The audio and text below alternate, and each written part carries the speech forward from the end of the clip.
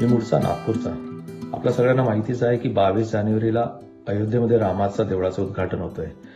मला जेव्हा असं कळलं की त्या रामाचा देवळाच्या उद्घाटनाकरता राम हलवा जी सुजी आहे, जो शिरा आपण ज्याला म्हणतोय, तो आमचा नागपूरमधून जातोय आणि विष्णूजी की रसोईचे जे मालक विष्णू मनोहर जी आहेत ते हा हलवा बनवतात आहे.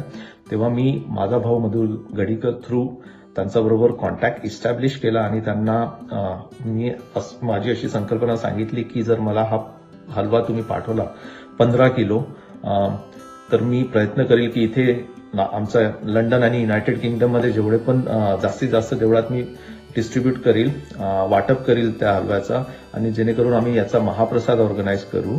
तर ह्या गोष्टीला त्यांनी लगेच होकार दिला. ते म्हणाले की नाही, हे तर माझ्याकरताही पुण्याचंच काम आहे. तर आणि लकीली माझी बायको आणि माझी मुलं नागपूरमध्येच होते एक लग्न समारंभ अटेंड करण्याकरता. तर त्यांच्या थ्रू मला हा 15 किलो हलवा आता मिळालेला आहे. राम हलवा ज्याला आपण म्हणतो तो मिळाला आहे आणि मी इथल्या जास्तीत जास्त देवळात आणि इंडियन कम्युनिटीमध्ये वाटप करण्याचा मी प्रयत्न करणार आहे. तर विष्णूजी की रसोई आणि विष्णू मनोहरजी, तुमचा फार फार धन्यवाद.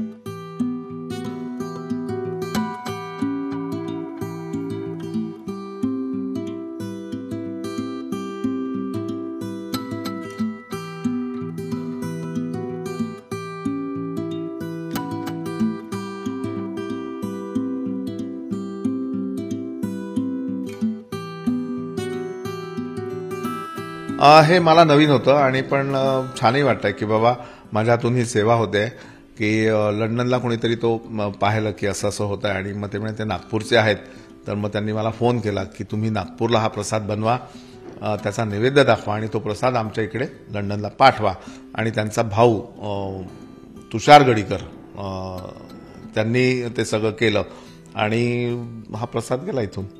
किती किलोचा हा प्रसाद आणि कशा पद्धतीने हे प्रसाद पाठवणार आणि कोणता प्रसाद आहे, काय प्रसाद? 15 किलो हलवाच, म्हणजे आता जे प्रमाणात आम्ही हलवा बनवतो आहे, शिरा बनवतो आहे, त्याच प्रमाणात हलवा तिथे बनवला आणि 15 किलो तो डब्बा सगळे पॅक केले, त्याला डिफ्रीज केलं, त्याच्यानंतर डबल पॅक करून ते फ्लाईटनी पाठवलं लंडनला. आता 12 वाजता लंडनला पोहोचेल ते.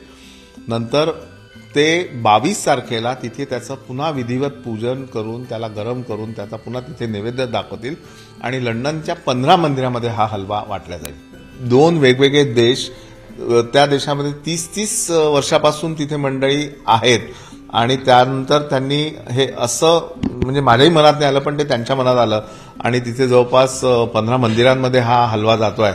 तर एक हे वेगळं अद्भुत आहे आणि ही फक्त श्रीरामाची कृपा आहे असं मला वाटतं.